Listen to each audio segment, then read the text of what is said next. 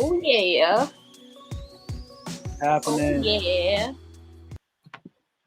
Oh yeah. Welcome. And we're back. And we're black. Black and black. I'm gonna take that one. That was unintentional, but I'm gonna take that. Welcome to On Track with All My People Live. It's your girl Mizz P here. And this is who we going with today? I'm the same. We just gonna lead with Dr. Change, All right, it's Dr. aka Change and aka Mizz Daitwan P. David. Welcome to the show, everybody. In case you didn't know, in case you're tuning in for the very first time, we are on track with All My People. And why? Because my business is on track with Mizz P, and he is All My People LLC, and together we're on track with All My People. For sure. So we are here today to talk about some headlines. Listen, we was like combing the news circuit and saw a whole bunch of cockamamie nonsense going on out there that we wanted to share with you guys because we think it's important to have conversation about what this looks like. For those of you who are new to our show, we talk about everything that happens life after high school, and we pull no punches at all. So today we're just gonna have a conversation. We're gonna get back to the guests next week and going forward, but we decided that we needed to talk. We got some things on our chest that we need to get off our chest. So we're going to do that today. Yeah, I just want to make sure that I have my job after this conversation. Oh, we will. Okay. We will. We're not going to go too hard. All right. I'm just not going to go too hard. Hold on. I got to pull out my notes, y'all, because I'm telling you, the nonsense that's happening out here. Ciao. But while you pulling up your notes, let's kind of recap the week before. Oh. So yeah, last week's episode, I loved it. It was a full circle kind of moment. We were able to bring on Dr. Horton and Azalea Francois Brown. Dr. Horton was the founder of Marketing and Legal Studies. She is now the principal. The school merged. She's now the principal of Media Law and Fine Arts, and she talked about her intention of being able to deliver something to support that community, helping young people to build their brands, understand their identity, understand their legal and civic rights and responsibilities. And then also like why she's intentionally trying to invest in them now, right? And like you, Amber, like you always said, give them the game that we never got so that they can be better off than where she was at, right? Like she recognized that although, yes, she has progressed and gotten to where she wanted to be and aspired to and got to her goals, there's a lot of misinformation. Her trajectory would have been somewhat different. And we were able to talk to a young lady that was a part of her original vision in school, who's now in college, and just being able to hear from her like the impact of the things that she was able to engage in and learn while she was in that institution, and like where she's learning about herself, what she's continuing to do. And I thought that was super dope and powerful. So like we've had a series of really phenomenal episodes that I think are only going to continue to grow. We've also had a really dope side conversation. We won't shout out this person just yet because they want to remain anonymous. Who helped us to kind of shape and let us know that we're going in the right direction, and also help to kind of ground us in some things that we want to consider and bring to the space. So yeah, this conversation is I'm curious as to where this is going to go. Why you all nervous? I'm nervous. I'm ready to get in, right? Like, don't be nervous. Like, I mean, honestly, here's the thing about, I guess, our like where we are in our careers, right?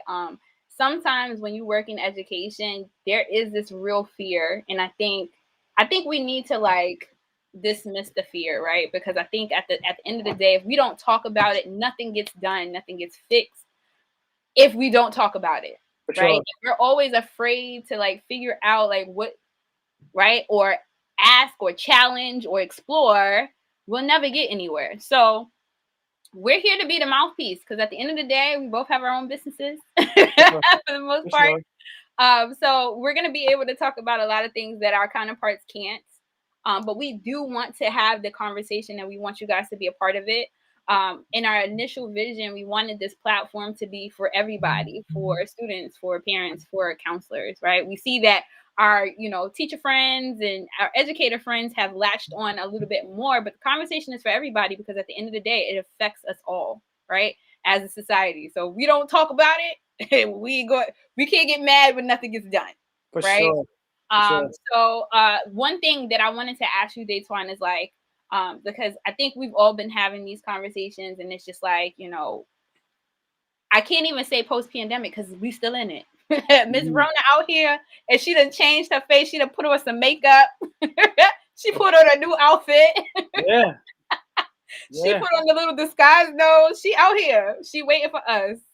Marion part 2, 3, 4, right? Man. So we know that she still exists and she's still out there, right? But now that people are kind of back in the swing of things, so to speak, right? What are you Mhm. seeing?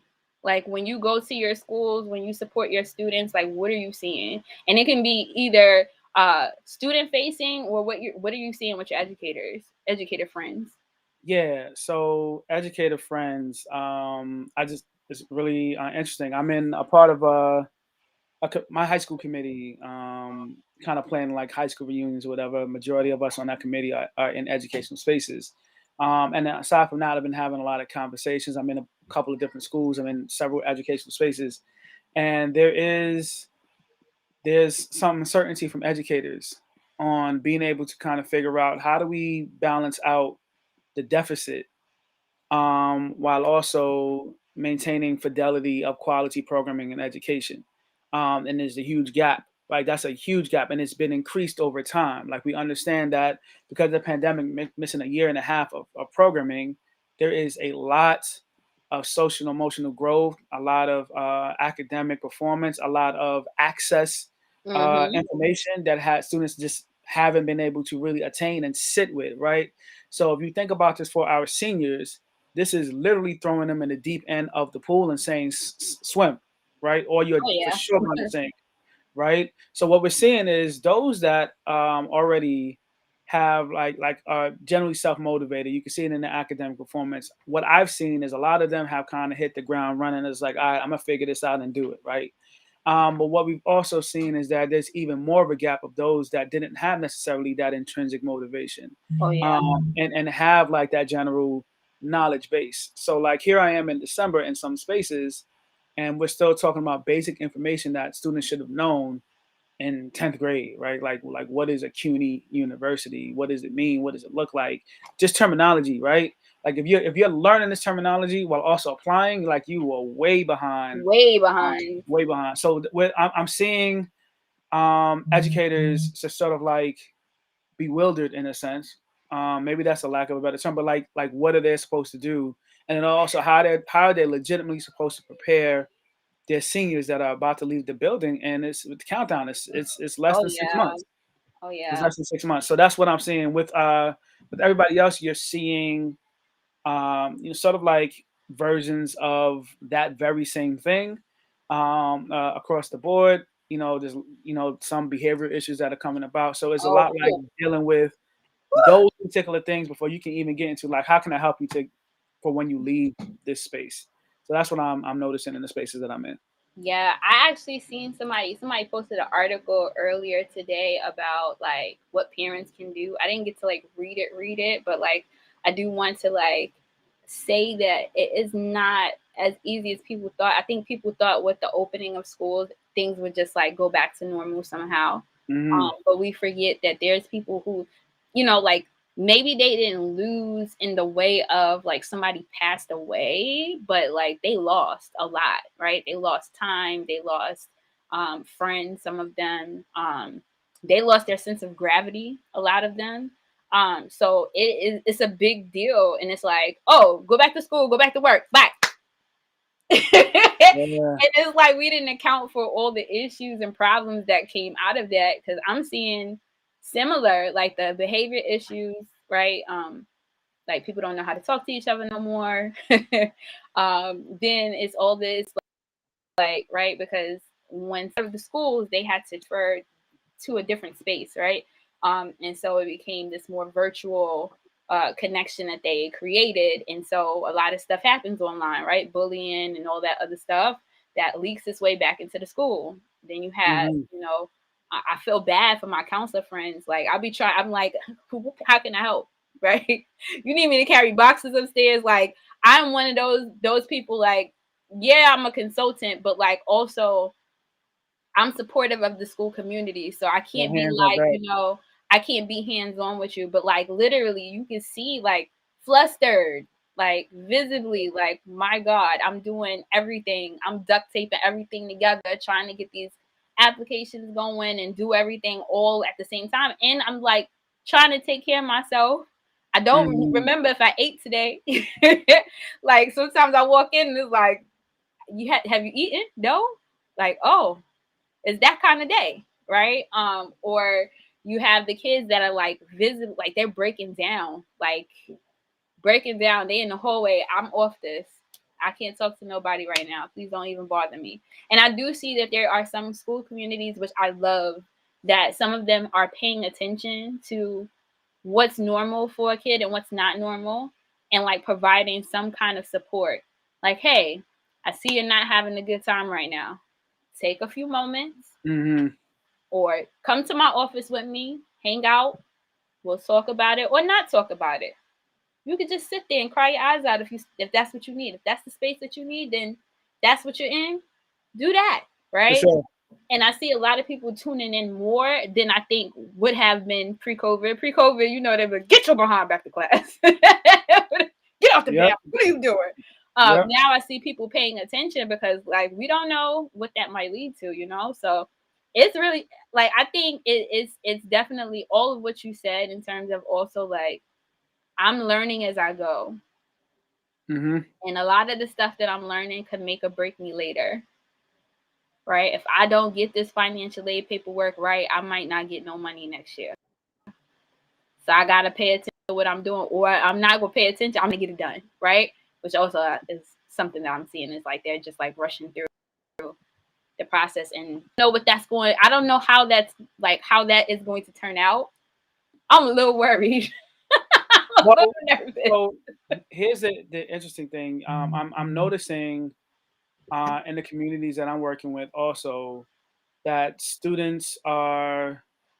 I'm seeing students that are more prone to saying like, hey, I need to consider another pathway. It's being called pro pathways right now. So they're interested in trades.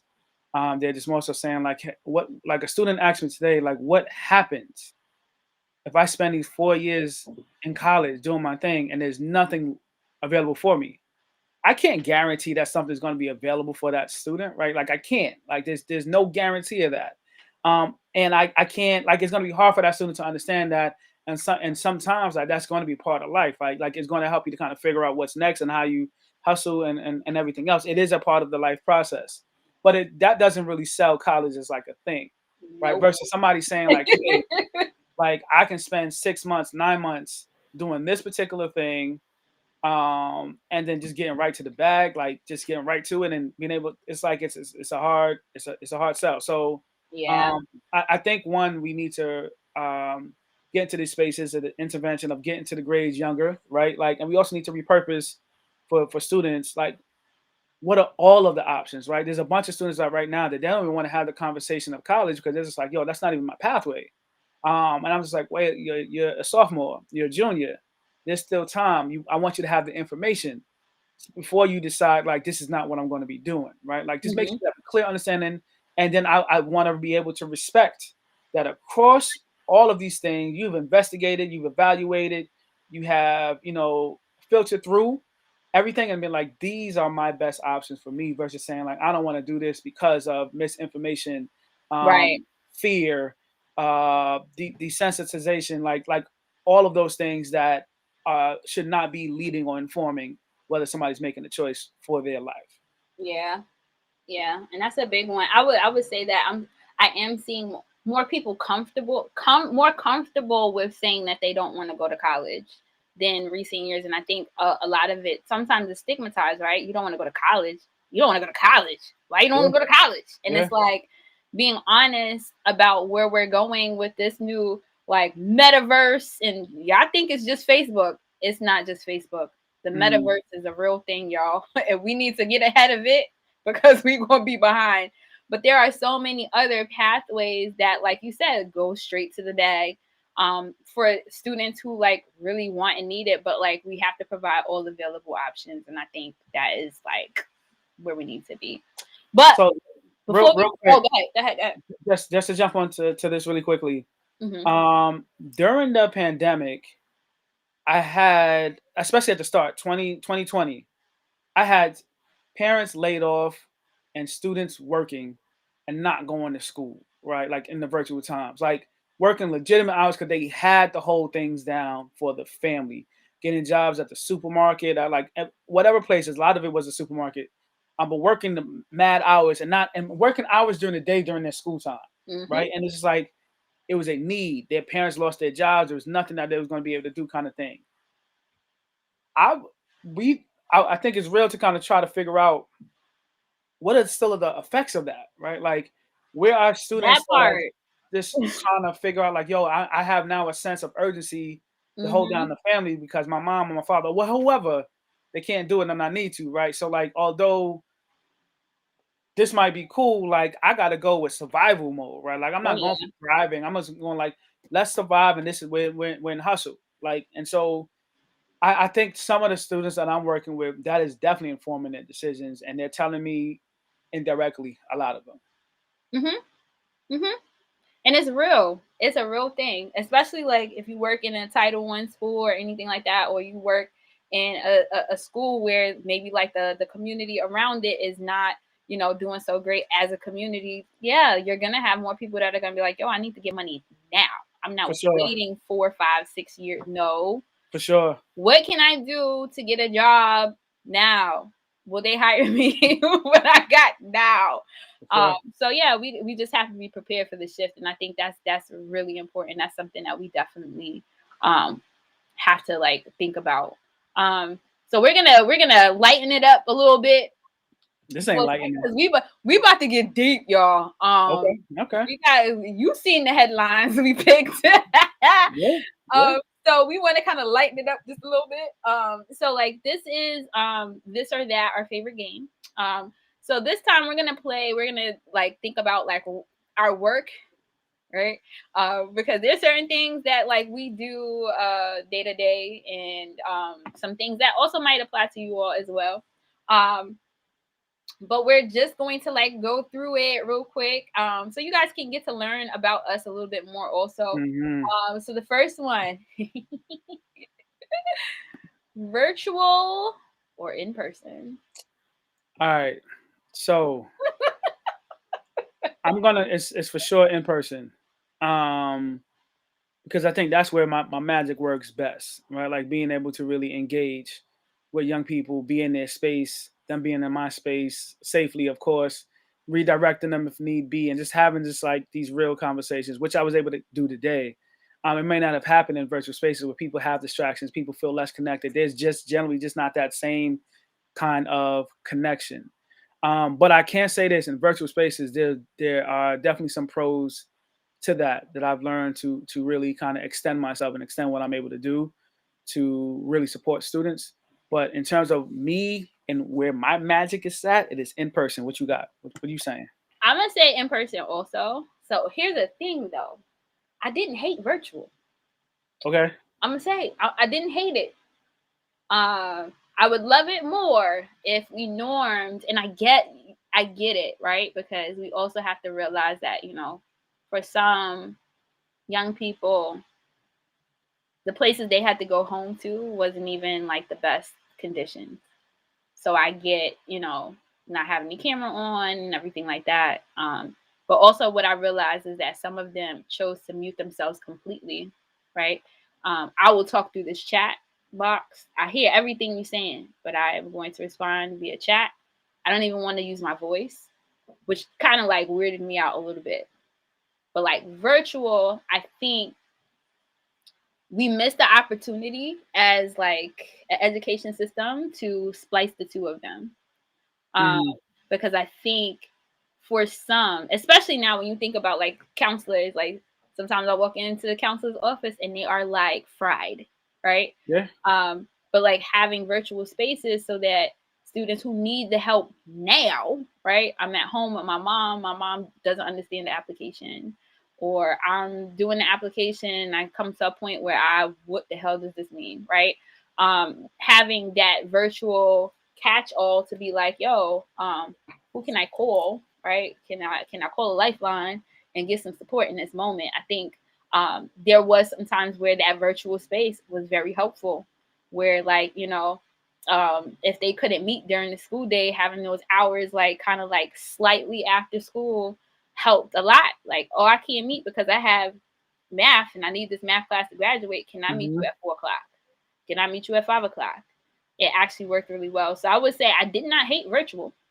I leveled up. I like not having to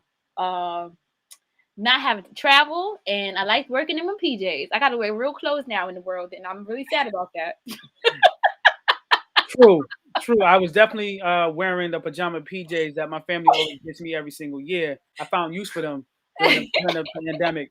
I can say I 100% agree that I leveled up during COVID. I had to, like, there was no choice for me to be sustainable and effective. I had to like alter and elevate some of my practices, adapt them. I can also say this: there were some students that benefited from virtual, right? Like they Like mentioned, a like lot. less distractions.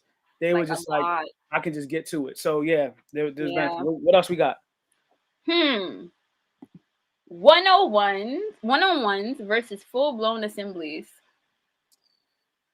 Yeah. So, man, this is interesting. Okay, so there of course clearly benefits for each of those. The full blown assemblies, there's a lot more like classroom management that is happening there. People on their phones, people talking, people doing their thing, or whatever the case may be. But I can deliver like a message and be like, "Yo, y'all got this. Let's ask some general questions or whatever the case may be."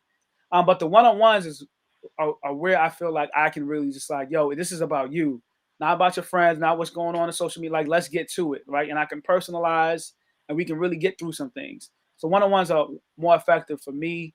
But full-blown assemblies, I can see the benefit, but I'm going one-on-ones. I'm saying 101s. Even though like I do well in big spaces, right? I do very well in big spaces. However, I do better when there's support. For I know sure. I love y'all. I love y'all, my educator friends, but y'all gotta support y'all people. If y'all got somebody, I know y'all tired, y'all hungry. I understand. But we don't know your kids like y'all know y'all kids. Yeah. And sometimes it's just helpful if y'all be like, hey, be quiet. You ever been outside and you just had like you seen parents with children and you just look at the parent like, yo, you not gonna do nothing? That's cool? That's how I be Like feeling. like that this is what we doing? Like I go into spaces and I've had teachers just literally just sitting there and the students are wilding. I'm just like, all right, like Like, you I'm don't see I'm this? I'm I'm I'm stepdadding this. You're the dad or you're the mom. Like I'm Right. a step parent. Like you supposed to go first. Like you supposed to go first. Like you sitting there typing your emails, eating your bagels, and they be having the nerve to having their legs crossed too. Like super comfy. You know how comfortable you gotta be to have your legs crossed while people are wilding and being It's so comfortable? true. Yeah, that's Like, a lot. listen, educator friends, we love y'all, and we love coming to talk to y'all people, but we just need y'all to help talk to your people. Like that's all. Yeah, yeah. But I love one-on-ones also because I do feel like one, this process is not one size fit all. In order to really get to the meat and potatoes, you have to be on equal footing with them, and a lot of it is breaking down those defenses because a lot of them will come at you here. Nope, I don't want it. Right. So like a lot of that work you can't really do in a big space. So one-on-ones for sure. All right, next one. Test or no test. And I'm talking about those standardized ACT and SAT. And all Yeah. them letters. So I am a quantitative and qualitative person. I have a degree in educational psychology. I understand, right? Like that we need to be able to figure out like what is the baseline to understand like who can get accepted into these places or whatever. And I also, because of that same kind of research and everything like that, I understand that there's so much implicit bias in what is created in these exams, how they prevent and create structures and barriers that impact, you know, black and brown students, right? Like in so many different spaces. So if so for this, it is for surely no test. And I think there needs to be better systems and metrics that are used. I don't know what those are. I I know don't know what that is portfolios. I know either. portfolios. You know, suggested to play a role, but there is still some gray area even with portfolio based assessments as well. But I'm going to say that yeah, no test I'm a in no terms of test. preference. I'm a no test. And the only reason why is because here's the thing. With a lot of these tests, if it was standardized in the way that they say, right? You hear standardized tests, standardized means that everybody's getting the same thing, right? For sure. So if people are not having access to resources they need to test well, right? They're not like, which I never understood, right? New York has regions. We making them take regents exams, but if they want to go to college, they need to take the SAT.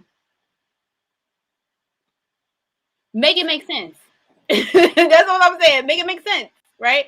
If Mhm. the SAT is the gold standard and that's the thing, then we should be preparing them towards that goal, but we're not, right? So you have some people who are able to afford their own tutors, right?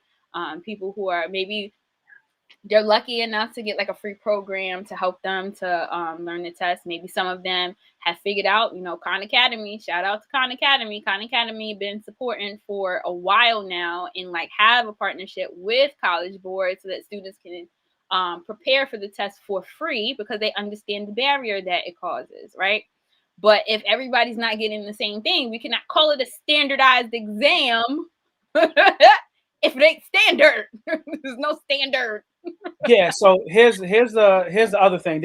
I want to make sure that my point is heard clear. I would prefer, as of right now, I'm no test because of the fact of all of the implications, right? Like for admission standards, meeting, you know, unfair admissions requirements. Like there's an equity, and this inequity within the test, right? And then you're talking about also the financial implications for those that actually take the test and do well, right? There is almost the access to merit based or institutional aid, and so that's a barrier.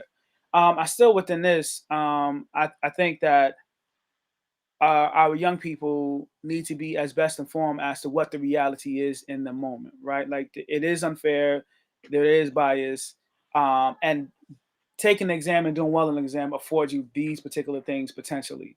Mhm. So until everything is addressed, they need to have a full understanding about what this means and not just be like, oh yeah, I'm not taking that exam because it's not biased. Like they need to have it be more informed. Like I'm willing to forego that because it doesn't necessarily fit what it is that I'm trying to do, and I can find other means to get into what that test was going to be able to provide for me. Yeah, I just like my thing is, and I'm gonna say it once, I'm gonna say it again. This it right here. If you do not like make it accessible for all, don't bother giving it. Everybody cannot get what they need to get. Like, um, if they can't get that support within the school, right? Because sometimes they put it on somebody who probably I ain't take the SAT in 20 years, but now I'm the SAT teacher. Never seen a book, never seen a what you call it. Now I'm supposed to be teaching the SAT class, right? Or you have those schools that like they literally don't have anything, and it's like, good luck. We're gonna give you a waiver. See you on test day, right? Like that, it does nothing for the student, especially like unless they are one of those people who test well. I remember I had a student; she never came to school. Never came to school. Social work was always at her house. This girl tested on par with the kid that had the 4.0. Hmm. Never cracked the SAT book. Never cracked the book in general.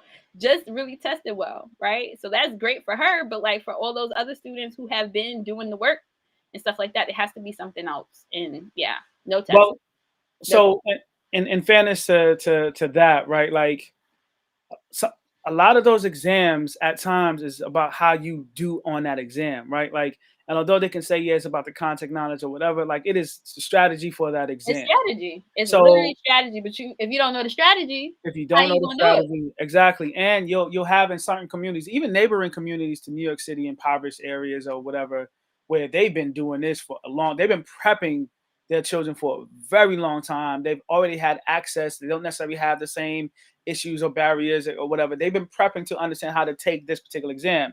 And even if you think about it, those that are more affluent communities, we've seen the scandals, right, where they've just been having people You pay see that for Netflix special? others to take the exam, right? Like, so we Yep, that understand that there's Netflix a lot, special was like, whoa, y'all really out here. Y'all really out here because they know like that what that test can afford you, right? And they was sure, willing to cheat, lie, cheat, and steal to make sure their kid was able to get whatever they got to get.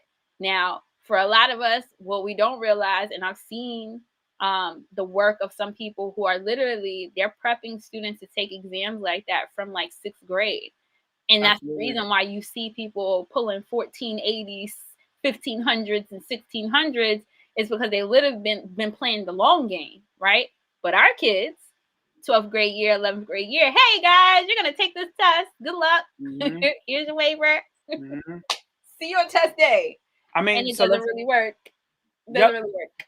a lot of those students, their PSAT is like a huge indicator for them. Those that are like that huge indicator Wait. But if they know the purpose, because for what I've sure, seen is I've had a lot of kids that are taking the test, right? They never take it seriously, right? Because for sure, they're told that they have to take this test. Everybody, right? We clearing the building. Only ninth grade, 10th grade come in for this test this day. They see all this happening and all the hustle and bustle. They see everybody be like, it's a serious test enough for other people not to be able to go to school on that day. But they don't realize that, like, how, like, what that does for them going forward, because nobody talks about it. Nobody tells right, them, like, yo, right, you do really well on this test. It's a possibility you can get put into this scholarship qualifier, and you can get corporate scholarships, millions of dollars in scholarships for you to go to school. If you position it that way, I might actually do something on this test. I might actually like try hmm hard. But a lot of times it's just like show up, take test, good luck. But yeah, next yeah, question. On to the next, because we be here all day. hmm Last one. Help with financial aid or help with college applications. You already know which one I'm picking. yeah. I know what you're picking. Okay, both are important. Both are important. But the strategy and the foundational work that I do with helping students with the college applications, I think is the most meaningful, Mm-hmm. right? Like, so my approach, um, essentially, tied into my mission, right? Like a lot of my work is about students, like identity, like the identity development, and really getting students to understand how identity connects to choices and options, right? So within the college application process, if you're a practitioner, you're doing it well, you're going to be able to explain the concept of a best fit college, right? And understanding what that means. And if you're looking at a best fit college based on the academic, cultural support, financial like fits, right? Like you'll be able to get a young person to understand like it is a fit for you because you understand who you are. You understand what your reality and what your circumstances are. So I would say for me, definitely help with college applications. But I know you have the opposite answer, and break it down as to why. So I love helping with the financial aid because I always get the aha moments. Why? Because that is the part that is most lacking, I think. And in my experience, is that I think more people are able to support with an essay. More people are able to support with building a resume. Mm, More people are able to support with a brag sheet. But when you get to financial aid, it's very specialized knowledge if you want to get enough money to go to school and possibly not have to take any loans. So it is strategy, is part art, part science. It is not like, oh, I'm just gonna like fill out this paperwork. There's also a knowledge that you have to have when you're filling out those papers, right? Because doing something wrong, you can become fraudulent. You cannot get any aid or like altogether. There's a lot of things that come into play. Also, because I also see that especially with you know students of a lower socioeconomic status, right? Like I'm noticing also what the tax guy is doing, right? Mm-hmm. So you notice a lot of flaws, and you know it's because people aren't educating each other, right? Your tax guy shouldn't be suggesting certain things or filing your paperwork a certain way, but a lot of people don't know that until it's too late, right? And they go to the college and it's like, oh yeah, you're not getting any financial aid until you fix this. Go back to your tax guy and good luck. Yeah, And so like that's the reason why like the financial aid piece is like so big for me, because in most of the places that I've been in, like I've worked with some super educated folks that are like great with all the rest of the stuff, but then when it comes to the financial aid process, and I noticed this, and it's not because they don't want to help, it's also because when you think about it, if somebody helped you with the financial aid for process, sure. that means there's a lot of knowledge you do not have, right? Somebody did it for you, right? My mom did it for me every year. So what do I know? Or, I went to my counselor every time I came home from break, and my counselor sat down and did most of it, right? Didn't really explain what the questions meant, didn't really explain what they were looking for.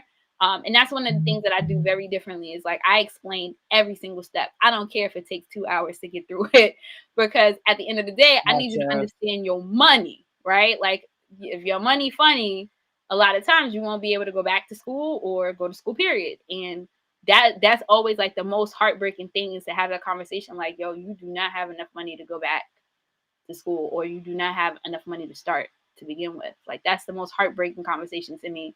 Because everybody, I feel like if you do what you're supposed to do, you're gonna get an acceptance. However, if you don't do what you're supposed to do in that financial aid application, you ain't get no money. Yeah, you bring up a really solid point about the financial aspect of it. I've been in schools where two things. One, people weren't respecting the process, right? Like, so Mhm. they were just like, yo, just, like, let me just tell you this or whatever. Like, but there, hopefully we can get more time where students really understand, like, what is it that you're looking at, right? Like, what is it that you need to go through? What is that you need to have an awareness of? Because you like it's dealing with your money. You need to have as much awareness about it as possible. I've also had people that may not have been trained, right, or Mhm. don't have the most up to date information that are helping with it. And they're like, "Oh yeah, I've gone to college. I can do this." And it's like, "Yo, so much has changed. There's so Listen, many in the other last nuances." year, the application has changed, and what they're looking Sure, for has changed at least 3 times, right? The federal government now is debating on some stuff that's going to happen in 2020. Like it was supposed to go in effect for the class of 2023. They changed it. It's now 2024, 2025.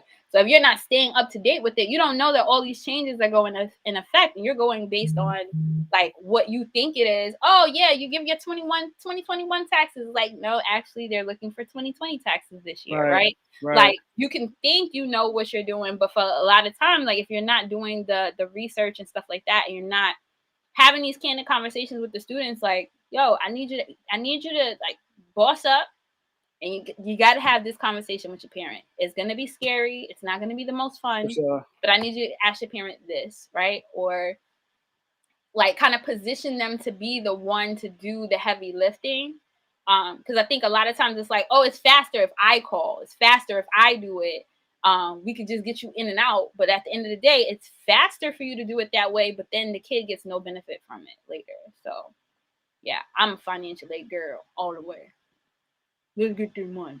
Got it. So we spent some significant time, right, really breaking down these questions. Now we're going to get into the real thing. Are you introducing the topic? What is the general topic?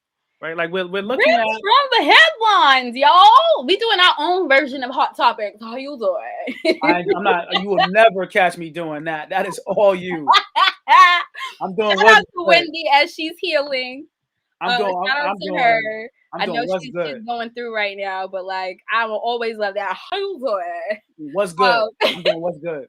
so we took a few headlines. We saw some like stuff happening in the media, y'all. Let's summarize it though. Um, What are we talking about? What is the thread amongst it I all? don't know if there's a thread, but I I will do. say I guess it's more like race and like this systemic racism. No, what's the? Do you It tell is. me then? It You is know? white privilege Oh, okay. in admissions. Let's talk about it. Let's Let's talk talk about it. about it. Let's All talk right. about it. So wait. So Let me set the stage for this first one. This first Please. headline we got. I was on my favorite app platform. My friends get on me about this all the time. They're like, girl, you need to have something else to do. Stay off of TikTok. But I'm telling you, TikTok, they are having the most progressive conversations on TikTok. Literally, the videos are from a minute to 3 minutes. You can't have anything more than 3 minutes on the platform at a time. And the most profound, sometimes in 15 seconds, you're like, what? Let me go do my research and go figure out what's going on. So I saw one video, and there's this popular sound like the blank is too stunned to speak, right? Like they seen something that just was like stopped them from talking. And so there was this Asian man who had this headline in the back of him, and it said this: a Washington school district decided that their Asian students will now be considered white and not a person of color. Okay. Okay. I said, wait, what? I Yeah. said, the black girl was too stunned to speak. Like, what? I'm confused. I'm really confused. And the reason why I like wanted to bring this one up, because if once you hear some of the other headlines that we bring up, you'll see why this one is so like, what? Right? So like, yeah, what do you think about that, Daitwan? An Asian person not being considered a person of color and being considered a white person. It's crazy, right? So one is like when you're saying Asian, it is encompassing a lot, right? Like, and so we also need to understand that there are so many nuances amongst the Asian community, Oh yeah. right? Like at the Asian, like that demographic. And so what might be true for one subset of Asians is certainly not true for a lot of other subsets. And then the whitewashing though, I'm very curious as to see how that might be embraced by white people. Like what does that look like for them? But then also who within that Asian community may be feeling like it is benefiting them for them to be whitewashed. I'm curious My about thing is like, who qualifies to be white under that banner? Is like, would it's not all of them. an I know Indian for a fact. person who is almost my complexion, would they be like, could they consider themselves white under this rule? By the Right? school. Because like I thought race had to do with like skin color. No, am So I I mean, wrong? there may be so many other factors. I know in the article it mentioned that the school apologized, but like, what do you apologize? You What apologize. you apologizing You for? apologizing for, You right? did Like, what you did. You said what you said. It is but documented in all the interwebs. but here's the other thing that the article highlighted. By them being able to talk about combining white students and Asian students, it means that all other groups essentially, when they did that, was termed to be unsuccessful, right? Like that's what the other groups were, which were our black and brown students, right? And also Native Americans, which could be falling into one of those categories.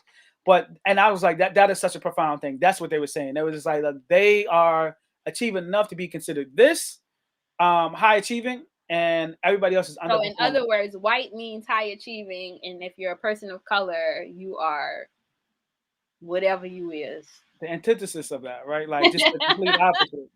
And so I would love to be able to kind of get in further into this conversation, because one of the things that was mentioned is when you sort of like disaggregate like the data within that, right? Like and get into the subsets of the communities, there are a lot of barriers and issues of equity and social justice that a lot of the other Asian communities, maybe there's some subsets that are affluent and benefit and have privilege, but a lot of other subsets within that do not, I do right? Like not.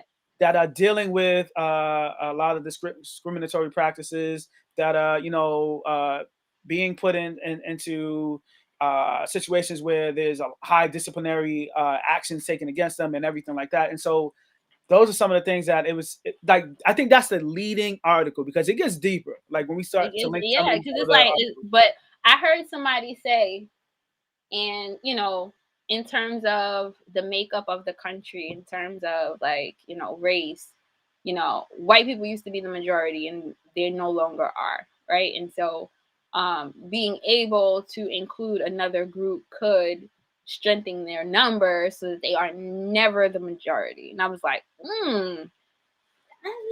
ooh, that's kind of like also like that whole system of white supremacy is just like, oh my god, like could this be true, right? Could be a conspiracy theory, could be happening, because Mm. some things happen right in front of your face and you don't know until it happens. So that's definitely something to watch out for, because I don't think this one article in Washington, I don't think it's just happening in Washington.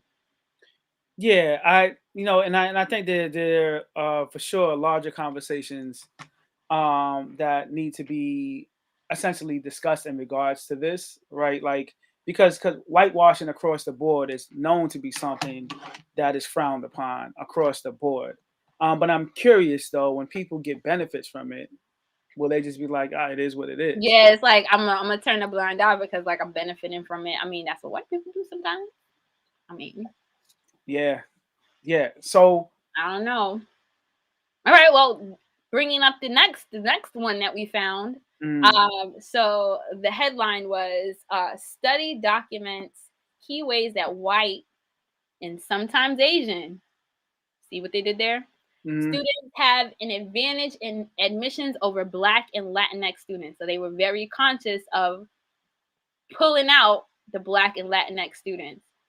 So it says here, so some of the points that we pulled out says more than 2/3 of white students, 68% of them, say that they can rely on family and friends for information about college admissions process, whereas only 38% of Black students agree, which is definitely something like the conversation we've been having these last couple of weeks is like, we got to be here. This is the other reason why we wanted this platform not to be only for educators or only for parents or only for students, because we all got to be in on it. It really takes a village, honestly. Those who are not first generation college students also lead first generation college students in this category, but by a smaller margin, 63% to 52%. White and Asian students plan to apply to more colleges than other students. White students are more likely than others to have gone on campus tours. mm-hmm. And then somebody here, a principal at Art and Science, so a high school, said that the difference between white students and especially Black students point to more sophistication about applying to college. And it's not about better preparation, it's more that they're just like more sophisticated. They have more understanding about the process, but like not that they're better prepared, they just have a better understanding than other students. And I was just like, very interesting. So in thinking about the article, the group, I don't know if they're like an official research group, but I know they research over 750 seniors that were intending on enrolling into college to be able to kind of produce whatever study that they're doing. Some of the interesting things that they mentioned, which has been a stream of consciousness in like the last 4 episodes that we've done, is the impact and importance and the affect of social capital, right? Like being able to have a reliable, accessible social capital, like group of individuals that you can talk to about the things that you aspire to, your goals, and have reliable information. So if they're saying that the majority, like the vast majority of Black and Brown students didn't feel like they had access to that, of course, we can see reasonably that is going to affect how they move about through this actual process, right? Like, so we're looking at privilege by large, right? They Mm-hmm. also mentioned that white students were more prone to, even during the pandemic, to be going to visit college. And we Go to visit understand. colleges, which is interesting because a lot of the times, and like the work I do on the side, I do work with parents and students directly, educating them. Like you can go to the campuses, even if they're not, having like a full blown tour, but you can go and go see it, at least get on campus. For You sure. know, a student that goes to some of the schools that you want to, ask them, can you show me around? Because there was schools open, very much open during the pandemic, but some people literally didn't have access, right? I don't I don't drive, or I don't, we don't have money to go get a bus ticket to go XYZ or whatever have you. A lot of it stopped people, but like in this study, they're finding that, white students was like, all right, we out. It went. And went. No questions Right. asked. Right. No Right. debating, no hemming and hawing. Do we got the money? Can we make it? None of that.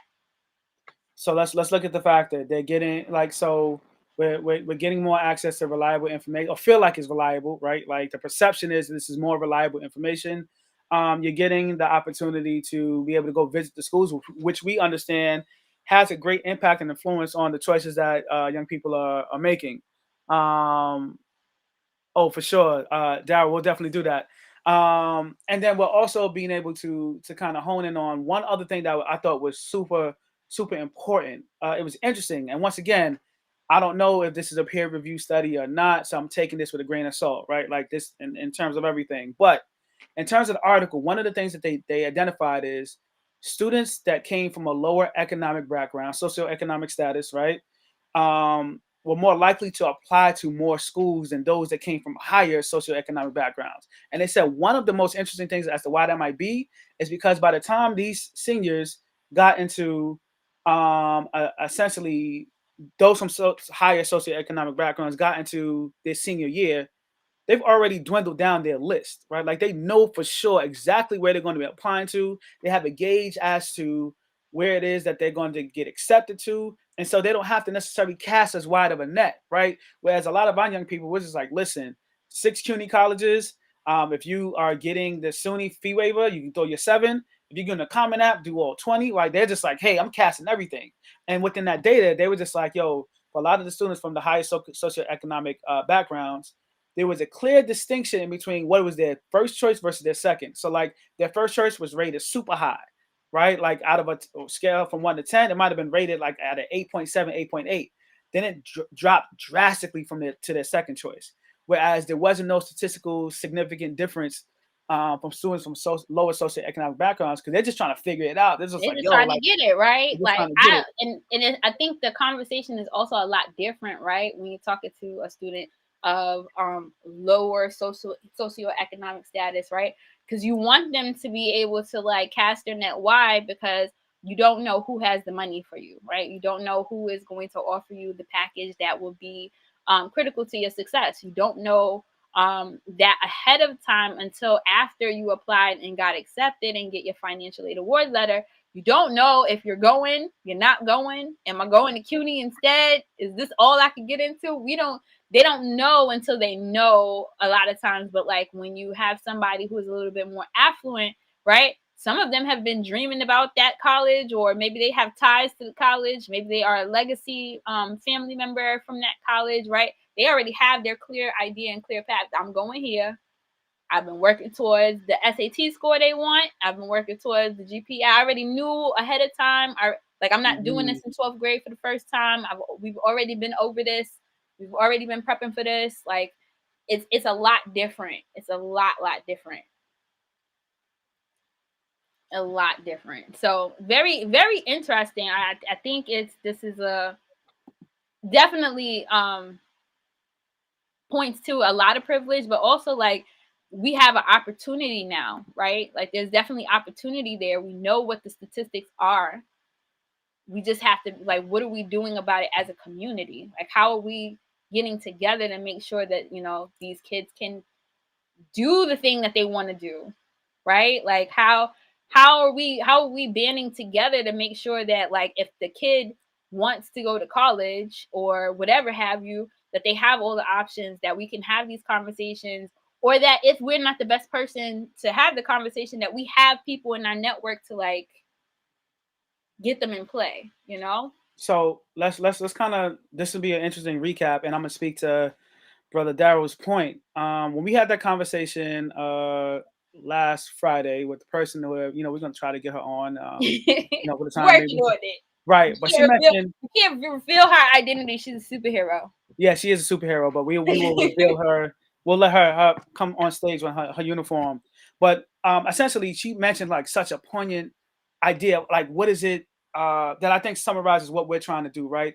It is talking about the collective impact. Like, what is the collective impact that all of the stakeholders for our young people, our Black and Brown students, are trying to have to affect change? It's looking at awareness, right? Like, it's looking at being able to give them access early on, exposure early on, right? And a lot of our people that we've met with within the past couple of weeks have talked about the same thing: social capital, right? So social capital essentially is like the human connections that you have that are part of a network that you're able to leverage to be able to get access to opportunities, to get access to information, right? Just the things that are going to be able to help you move forward, and you utilize it in some of the ways that you may use money. Right, like money is about an exchange, a trade. You want to be able to do this and get something for it.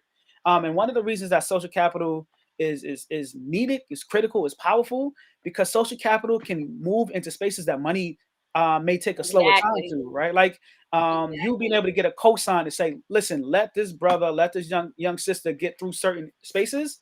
Like getting that cosign, right, is powerful. I talked about this earlier today, that one of my closest, she's probably like top closest friends, went to college with me.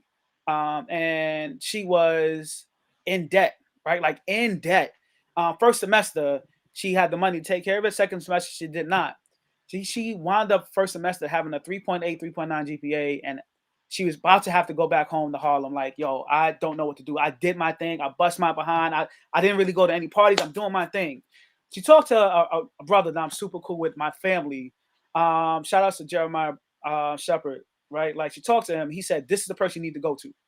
This is the person going to help you figure this out. And by her talking to him, she was able to then get connected to, I might have been a dean or somebody who said, like, listen, look at this person, young lady's transcript. She has a 3.8, 3.9 GPA after this first semester. She is not supposed to be having this because she's a part of this like opportunity program. She's supposed to be struggling. Look at what she's doing.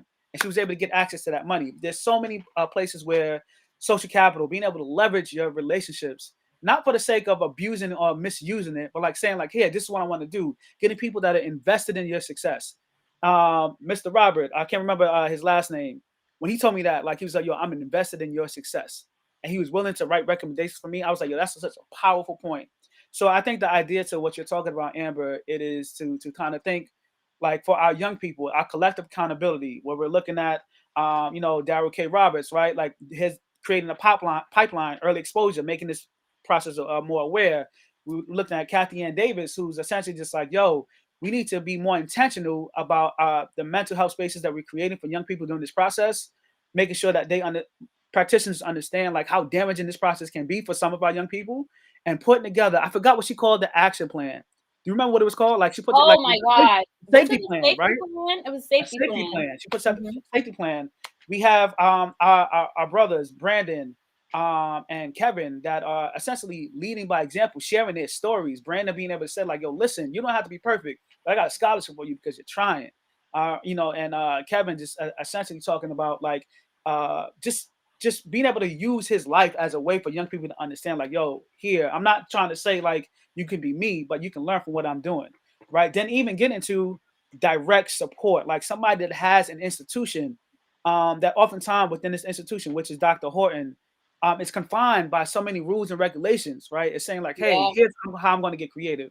I think that collective accountability is how we address your question, which is how we help our young people deal with these issues.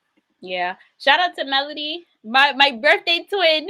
Melody is the founder of the Beverly L. Smith Initiative, and she has done some powerful work with young women around this very same process, and like providing support at their, like she's literally showing up on people's college campuses like, yo, what you need? I got you. Fire.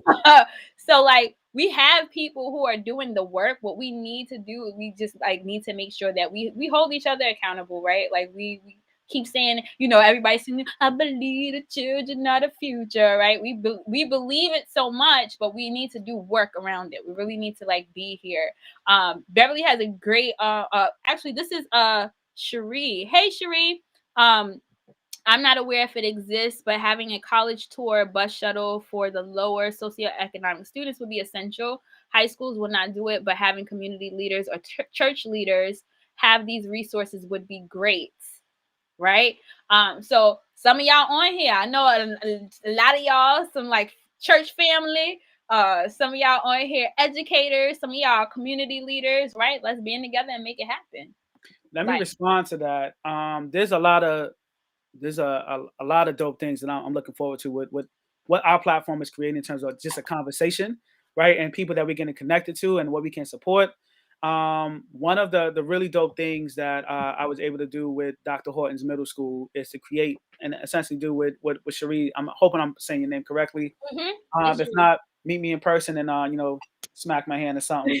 Um, but yeah, just being able to kind of to help the young people explore a bunch of opportunities, right? So they were essentially as eighth graders. It was sort of like it was bigger than even their senior trip. They would go to visit University of Maryland. They would go to visit Howard, Morgan State. Um, there was Georgetown or whatever, right? And be able to go on campus and to kind of visualize like what are my opportunities. And some students would get to Georgetown and be like, yo, this is it for me. I love this. And others would go on to like Howard and be like, nah, they're going to Mecca. This is where it's at, right?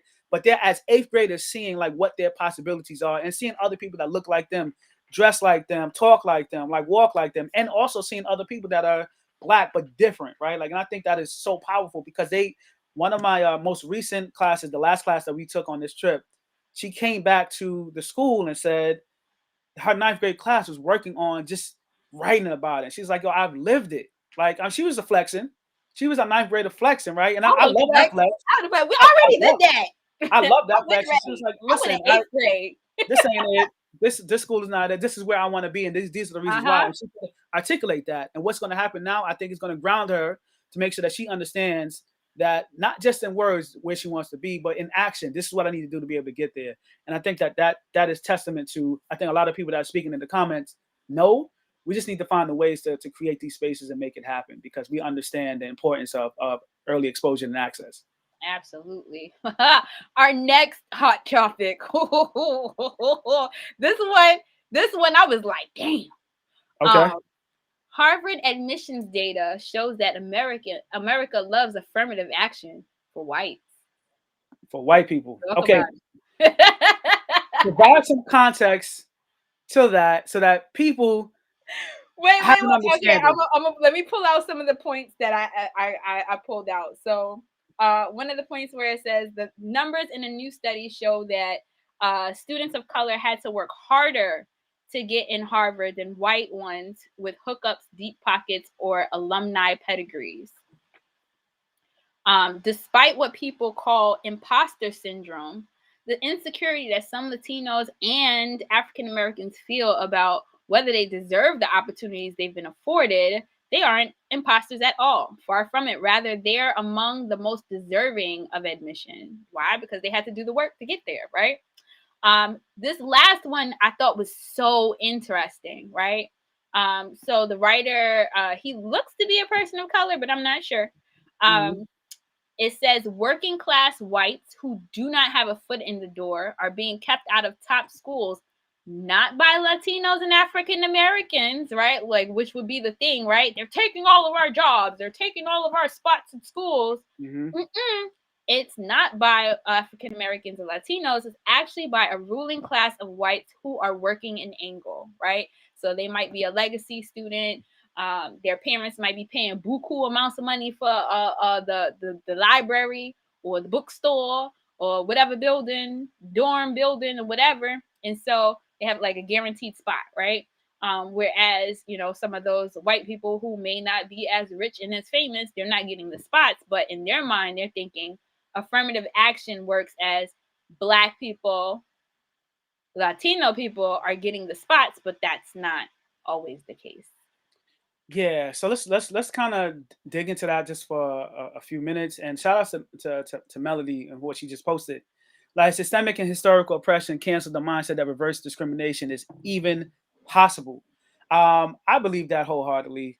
And there's many spaces where I try to be just mindful of what I'm stating, but that just is what it is, right? Like um, I've had and I've been in spaces where you have people that may say like even with this whole thing of like racism like black people and everything like can be racist and they're not understanding just sort of like what that power dynamic and structure is needed right for racism to actually exist and who's at top of that power structure it's definitely not us right like so the whole thing of reverse discrimination I Melody I agree with you digging into this topic, like this conversation is is getting to the Supreme Court, and there's a group of individuals that are actively trying to get affirmative action eliminated and everything. And I'm glad that this article kind of pointed out something very important, right? Like, which is the legacy students, those that are paying for their way to get into these opportunities. That Like part. super important, and right, and oftentimes when you're looking into this spaces, right? Like a lot of our students, Black and Brown students, that diversity they have to go through to be able to even be able to think that they're eligible or qualified to get into these spaces, right, is unimaginable, right? And I think that this speaks to another thing. One is I want to highlight this. I want all of our young people to have all of the options available to them, right? All of them to have the options available to them, and I also want them to understand the importance and the opportunity to be able to seek and find themselves in other spaces as well that can be as, if not more, powerful. But one of the things that I want to do is to bring somebody on that's looking at the data to be able to speak to exactly what's happening on the admissions level as it relates to this, because I think that that data conversation is going to be extremely important. What is your general idea or understanding about this particular article? Like, what stands out to you as something that we need to figure out and how to address? So here's the thing. One thing I know for sure, a lot of times when people hear affirmative action, it's always Black Latinos, but also like there are white women who actually benefit from affirmative action also, right? And sometimes they benefit from it more than we do. That's like, I mean, you don't want to talk about in the you know the business spaces, small business spaces as well, MWBE. So yeah, even Gosh. in business, okay. So as a minority women business enterprise, right? There are protected monies, right? So like if I decided or Daitwan decided that he wants to get a government contract, government has to hold specific spots for people. What we've seen in the past years, even when it comes to business, is that they'll say they have spots, but what they do is they also have these waivers, so they can say, you know, nobody from that group was qualified, and so it went to a white individual, or you know, sometimes even an Asian individual who is kind of at the top of the totem pole now, right? So like Hispanic, Black, kind of like at the bottom. Asian folks are like in the middle, and white people are at the top, right? So they can easily say, hey, we don't have anybody that fits that description. We couldn't find anybody, so we're not protecting any spots. um, in colleges, it kind of functions kind of the same way, right? But it becomes more of a pay to play kind of atmosphere also. So not tied to this particular article, but just in general, they have been seeing, right, where like the admissions practices are like leaning towards people who could pay, right? If I don't have to worry about like this person paying their tuitions, I'm more likely to give that person a spot, right? If I don't have to dig into my own budget and like find funds for this person to go to school, I'm more likely to give that person a spot over somebody who is like struggling financially. Like they might be able to do the work, but like what happens when, you know, if like not saying when, but like if mom loses a job, right? Or, you know, dad, you know, gets his hours cut at work and like can't afford to pay their contribution to the tuition anymore. Like what happens then? But it's a very similar conversation, like because you have these legacy folks that like never have to think about money, right? Like they never have to think about it, and so their experience is going to be way different than a student of color who is like you said, they're fighting to be on this campus, right? They probably be second guessing, unsure, like I don't know if I even belong here, most likely in those spaces. And it's happened, and we've seen it happen in the media before, where people tell them that you don't belong, like we don't want you here. Even though Mhm. they've proven themselves, right? They don't have no money to go sit there and pay nobody to go take a test, right? They don't have anybody to sit there and pay at the admissions office to bring them in, so they got there somehow. They got there probably because they deserved it, but like they're not made to feel that way when they're on the campus. So I think this highlights a lot. I don't think anything in here was like anything that we didn't know was going on to begin with, right? But it's still very interesting, especially in these times. I don't know if you guys realize in the last couple of years, Harvard and a lot of the Ivy Leagues, they became like full need schools. So if your family makes under a certain amount, I think it's like $125,000 or something like that, you can be considered for full financial aid, right? So there are those, those instances where you can kind of get in, right? And they pay your way and all that good stuff. But then you also have those, like, if I don't have to compete to get paid, why don't just do that? It's like, Mm-hmm. oh, we had so many great applications this year. Sorry, we couldn't give you an acceptance. Maybe better luck next time, kiddo. So it's not anything that hasn't happened. We know that this is happening. It's happening across the board. It's not just at Harvard, right? Harvard is just the one that they're highlighting right now, but it's not just this school, right? It's all across the board. This implicit bias, this pay to play atmosphere. It is what it is. Capitalism at its best. Welcome to America. Mm-hmm. What I'm going to be curious about, because this is definitely going to be a topic that needs to be discussed further. Like, once again, um, there's groups literally using tactics to kill affirmative actions, like to remove it.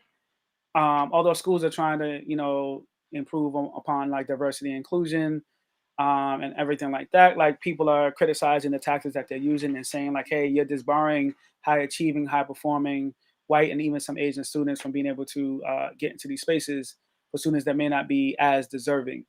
I'm curious. That I really like that they highlighted that, right? Like that while they may be able to be there because they can pay to be there, are they going to be the best representation of your school, right? Are they going to like work hard when they're there? Are they like, because we know what happens when people don't, like, people get in because of their good looks. They don't do anything, right? They don't Mhm, do anything to further the institution. They don't do anything to highlight the institution. There's nothing that they're doing in the world that's so great, right? mhm. Like, it doesn't do anything for either party. So like, what's the point? Yeah. So, great point.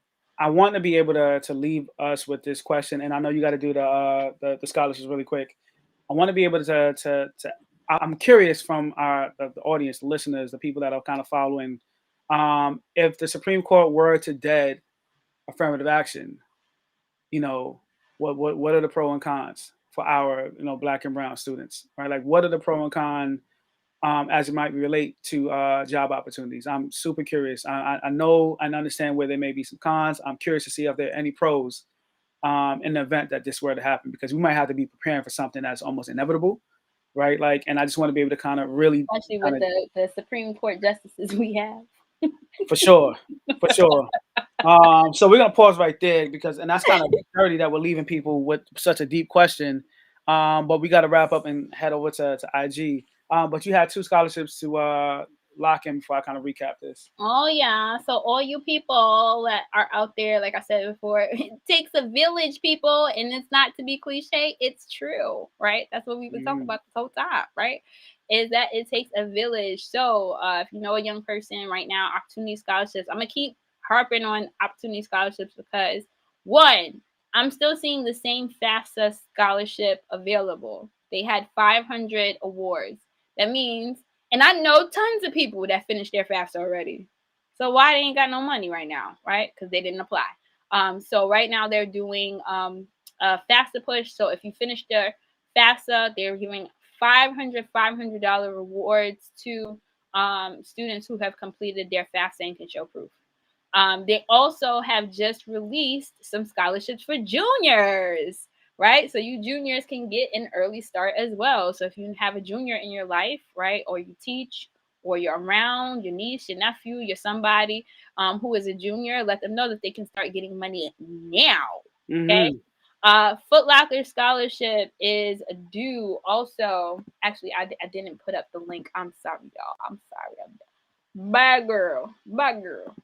Um, Also, Foot Locker is also doing their athlete scholarship that they do every year. It's a scholar athlete scholarship. What I tell people also is like, even if it's not your year, right, or even if the student is not old enough or whatever, they're in the 10th grade or something like that, they will be a senior. Bookmark it. Get the link, bookmark it, especially like for those big names, the Foot Lockers and all those things. They always come back around every single year. They do not disappear. This one is due on December, sorry, 17th, which is next week.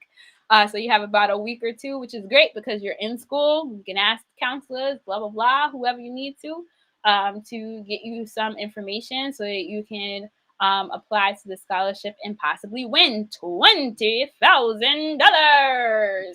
So yeah, Secure the bag. Secure that's the the bag. money. Get your money. Tell your people about the money because that's also a thing. A lot of times people don't apply for scholarships because they don't know where to look. You are now the plug. We have gave you the power. You're welcome. Recap. So recap. So here we are, and a recap. We'll keep it brief. We discussed some of the topics that are related to white privilege and what's happening, how it affects different populations of individuals. We also talked about whitewashing, right? And I want to make sure it's definitely understood that within this whitewashing and what one university tried to do, and it's possibly happening in other universities, right? Like there's so many. There's like I saw like over 50 subgroups, ethnic groups that are considered Asian, right? And like there are a lot of them that are not receiving the benefits of being whitewashed, right? Like they are definitely not in that moment. But just some of the recap in terms of people that joined us. I love and appreciate those that kind of joined in the chat. They mentioned that systemic and historical oppression cancels the mindset that reverse discrimination is even possible. Like it should, in theory, it should cancel it. But we also often understand why people try to uphold that idea. Circles of influence are critical to post-secondary opportunities. Being able to, have and trust people that can help guide you is super important, right? And social capital, being able to help you to kind of navigate spaces where money might not be able to be as available or accessible is super important, especially as a critical tool for our young people to try to command as early as possible, right? So securing and creating those networks. So I'm super, super happy with that we were able to just lock in on this conversation because it's going to lead to a broader conversation that we're happening in the next couple of weeks. We have some really dope people lined up next week. I'm happy to celebrate by virtue of asking my cousin, one of her best friends works for CUNY, and she is a part of an opportunity program, right? And we want to be able to kind of explore opportunity programs and what impact they're having, especially now during the pandemic. So I'm super excited about having these conversations. We're also gonna pretty soon. Let's not drop that. Let's not drop it. Let's We'll not talk drop about that. Listen, you gotta give them something. So like, it. Yeah, just I'm doing too much. for all of you guys who are watching, we'll be on next week and the week after, and then we're gonna take a vacation because we work in education and we need a break too. True. So we're gonna True. take a vacation after our last show, which will be on the 21st, I think. I think that's the That one. sounds about right. Sound about right. And then after that, we're gonna come back. We're gonna hit you hard. We're gonna hit you with the boom, boom, boom, boom, boom, boom, boom, boom, boom. So we want you to be ready and prepared because we're gonna have some great guests coming on next year. But we're gonna finish out with a bang, finish out strong for these next two shows before we come back in January. So keep it locked. Make sure you tell your people about us. We are having great conversations, and we want to have conversations with the greater community because we do want to affect change. You see Dr. Change sitting there. There we We go. really trying to like get more and more students on track for college and career success, and we can't do it without you. So thank you guys for watching. Thanks for tuning in. We'll see you next week. And yeah, we out. We out. Appreciate y'all.